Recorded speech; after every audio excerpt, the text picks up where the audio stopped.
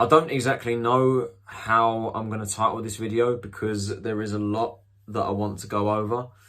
But as you will see by the title that I've ended up going with, we are going to be talking about, unsurprisingly, that lot, the football club that I have at the moment the displeasure of supporting. Now, you may have seen on the channel, it has been pretty much 2 weeks since I last uploaded, and there have been many reasons for that. For starters, I haven't been going to games. It's been a while since we've had a home game, and I haven't been going to away games for a few reasons. At the time of recording this video on Monday, you guys have seen this on the Tuesday, but I'm recording this on the Monday. I started my second year of uni today, so obviously that's going to take priority, but I will upload as much as I can. The motivation just hasn't been there. You know, I just can't be arsed. And the main reason for that is because of Charlton, because of the performances on the pitch. It's the main reason why 2 seasons ago and last season, where I had periods where I lacked the motivation, and that period is now. Because after 10 games of this season, it's just more of the same. I'm sorry, it's just more of the same. And I don't want to do that. The stuff that I've been doing the past 2 seasons in match reactions, me just getting the ump, shouting at the camera and being miserable at how rubbish our football club is. And this season, like I said, after the first 10 games, it's the exact same thing so far. So today, I thought I'd take a deep dive and discuss it. What's going on? What are the problems with this club? We're going to be discussing everything. We're going to discuss the season so far, the games we've played, and ultimately what the problem is. Is it the players? Is it the manager, Ben Garner? Is it the owner, Thomas Sandgaard? Where are Charlton right now in League One? After 10 games, some teams have games in hand, but after 10 games that Charlton have played of the 2022-23 League One season, Charlton Athletic are 16th in League One with 2 wins, 5 draws and 3 defeats. 14 goals scored, 14 conceded and 11 points. 3 points off the relegation zone and 6 points off the playoffs. 11 points off league leaders Plymouth Argyle. Now, is that where we expect to be come the end of the season? Absolutely not! An improvement on last year, which is a positive if you like to look at it that way.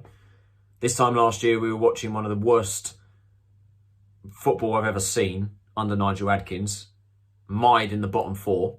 So the fact that we're 16th under Ben Garner, like I say, depending on the way you look at it, slight improvement. But from a Charlton Athletic perspective, from the football club perspective, one of the biggest clubs in this league, 16th is a disgraceful position. And like I said, after the start of this season, we are just seeing more of the same, more of the exact same that we had last season. Mediocre, average performances, not taking chances, defensive calamities. And we're just left scratching our heads like, what is going on? We began the season at the Wham Stadium against Accrington Stanley, the opening game of the season. Now, going into the game, I said it in that video, I would have taken a draw because Accrington are no easy team to face. It is a tough side. It is a tough place to go. Charlton fans would have said we need to be beating sides like this, which I 100% agree with. However, going into the first game of the season, I would have taken a point because there still was a lot of ambiguity. You know, it's a new philosophy, it's a new style of play under Ben Garner. You know, we don't know what we're really going to do. We don't know how we're going to play. And a draw is exactly what we got. We drew the game 2-2. I felt we went into half-time as the deserved winners. I felt we played really well in the first half. Scott Fraser getting himself a goal.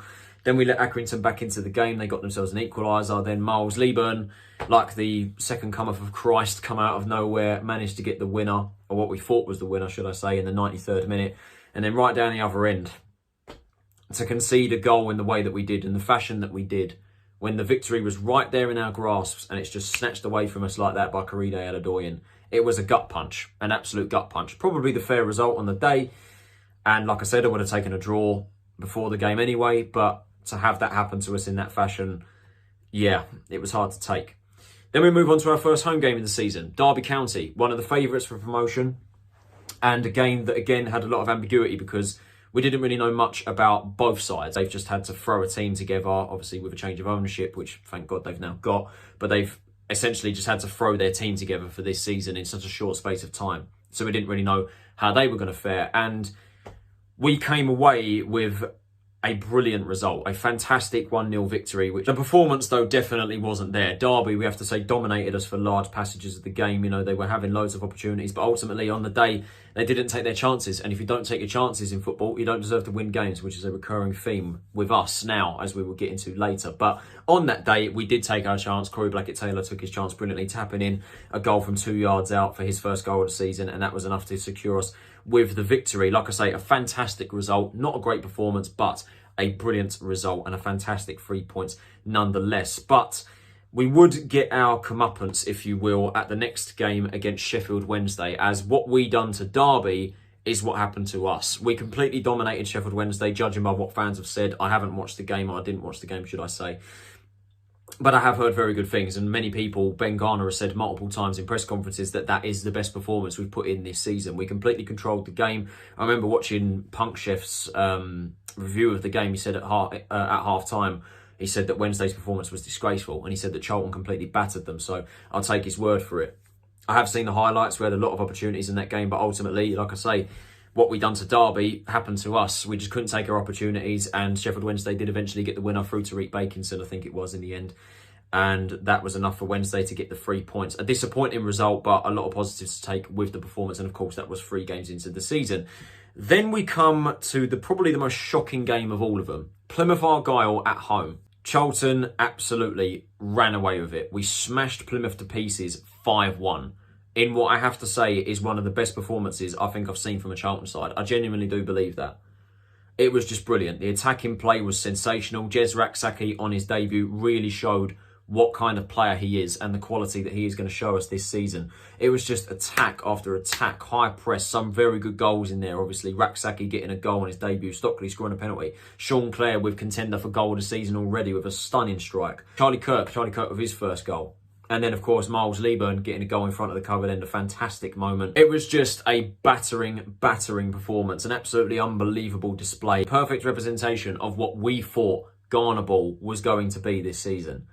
High attacking football, taking chances and scoring goals for fun. That is what we were expecting from it, and that was a pure indication of that. Unfortunately, that's where the good news stops.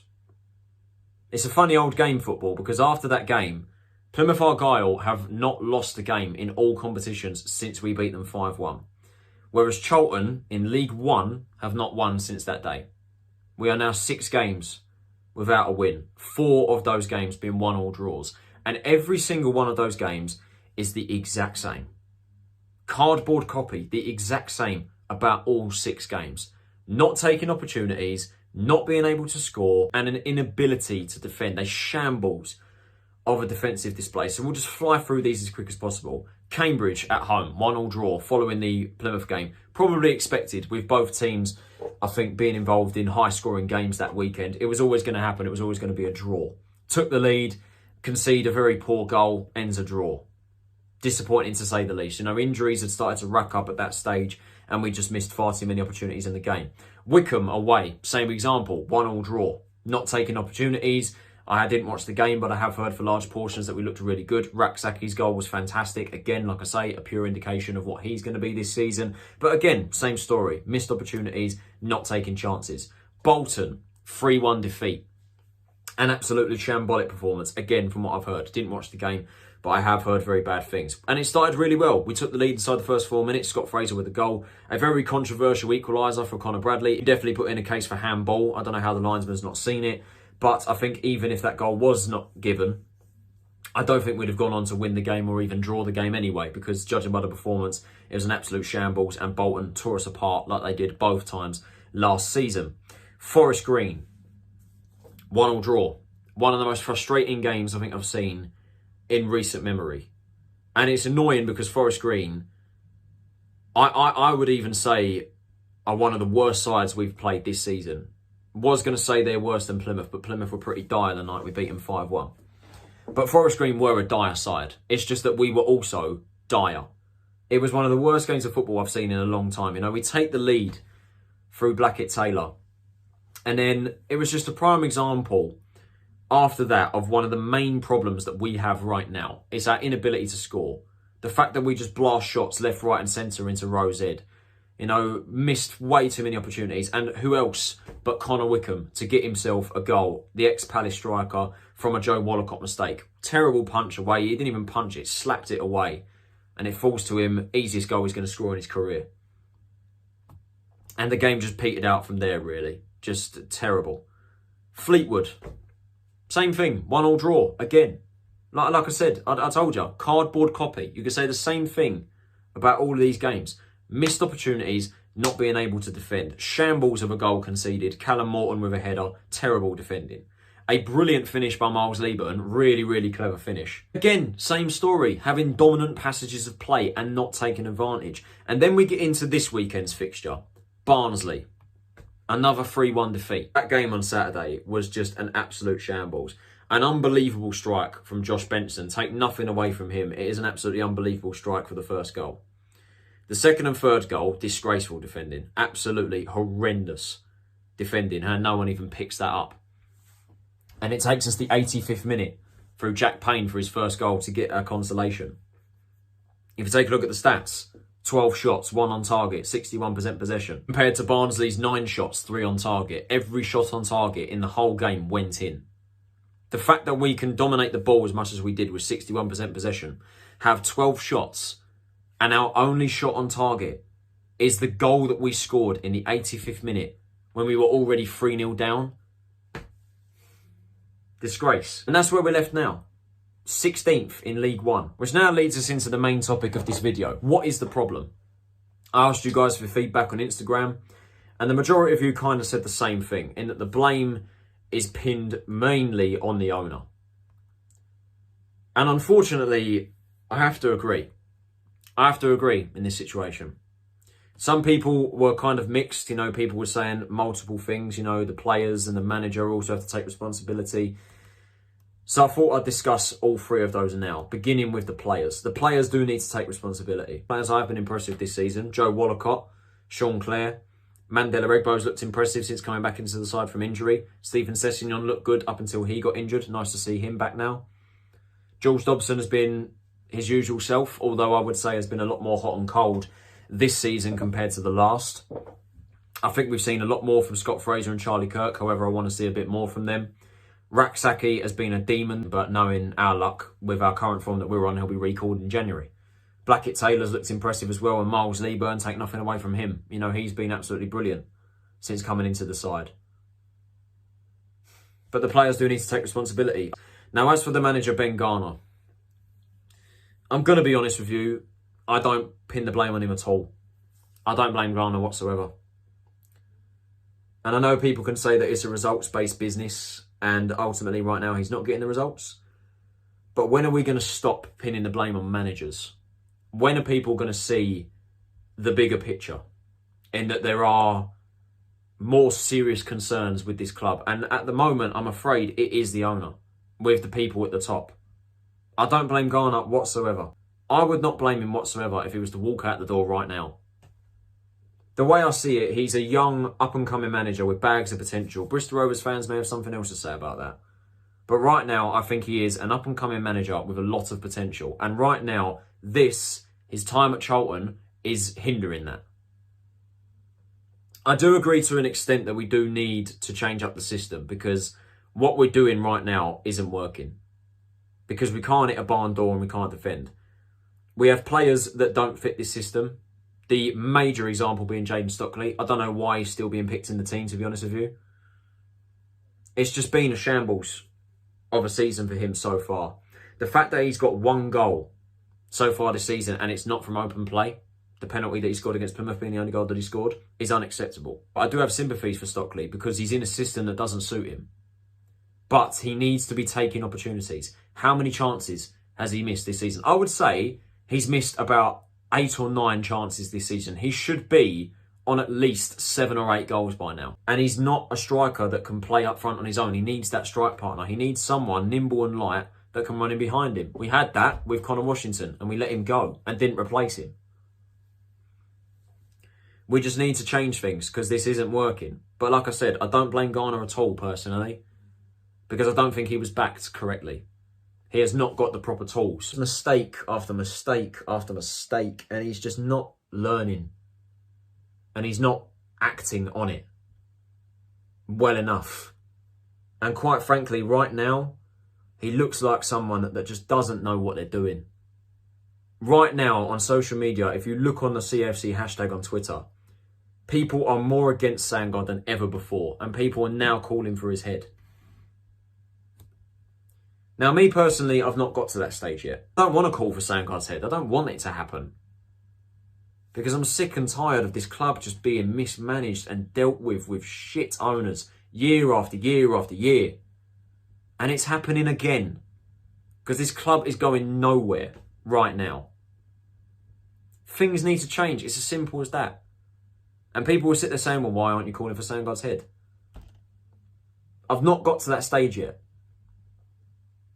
But he needs to take responsibility and he needs to make changes. His target of breaking even within the next 2 years is ridiculously unrealistic and impossible with the current situation of the club. With us being 16th in League One. Thinking that you can break even based off season ticket sales, merchandise sales is quite frankly ludicrous. The merchandise is ridiculously overpriced, and don't even get me started on matchday tickets. I myself are very fortunate as a student. £205 my ticket cost in the North Upper. I can't really complain from that on a personal note. But charging £34 for an adult, rising to £36 to £37 on a match day, to watch us play League One football sat in the North Upper, playing Forest Green, Fleetwood, Cheltenham, Cambridge, Exeter, Port Vale, Morecambe. Can you see where I'm coming from? It is ridiculous. And honestly, walking into the Valley and just seeing how empty it is surrounding me is depressing to see. And there's only one reason for that. Because it's overpriced. No one in their right mind is going to pay that money in the current climate that we're in. Where people are tossing and turving in their beds at night thinking about how they're going to pay their energy bills over the winter. Charging £34 to watch us play League One football when we're 16th. It's unacceptable. And then you've got on the pitch, the transfer windows in particular. Sangard said that he learned from his mistakes from last summer. He fucking hasn't. I'm sorry, he has not. Last summer was a disgrace of a transfer window. The winter window of last season in January was a disgrace. And this season, he hasn't learned. And things he say just doesn't add up. Like he said, we've got the 4th biggest budget in the league. Our budget was increased from last season. We spent close to £2 million last season on transfers, if you do the maths. £1 million on Kirk and Fraser combined. 300k on Anike. Couple 100k on Stockley. Couple 100k on Lavelle, who was another signing. I think Claire was a signing as well. Permanent deal. We spent close to, if not £2 million. This season, 5 frees and 2 loans. How does that make sense? It doesn't add up. 4th biggest budget in League One and we don't spend a penny in the transfer window. It doesn't make sense. He let go a striker that fit the bill that we want here, that Garner wanted. A striker that can run in behind, that is nimble, that can use his pace to score goals. Connor Washington, double figures in the last 2 seasons of the club. Don't get me wrong, I thought it was the right decision to let him go because he didn't score goals consistently enough. But I'd rather have him than not. And at the very least, replace him. We didn't. We waited far too late, realised way too late that we needed a striker. Garner was calling out for a centre-back as well, long before we signed one. What did we end up with on deadline day? Nothing. Nothing at all. We miss out on a chance to sign Macaulay Bonne. End up with no striker.